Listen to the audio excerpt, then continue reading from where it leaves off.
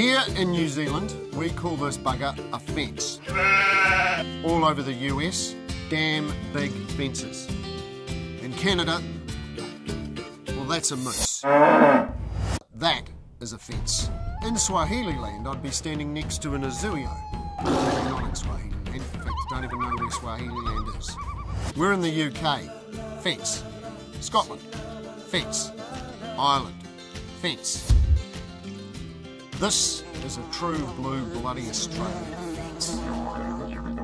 We are the fencing men of the world. You are a fencing man of the world. And now is your time. Fencing men unite. Stand forward, stand tall, and call a fence a fence. Because when we fence, we bloody well fence. We fence hard, we fence smart, we are fast fencers. And we fence with the stock-ade. That's the stock-ade. This is the stock-ade. Stock-ade is for fences. Fences are nothing but fences, mate.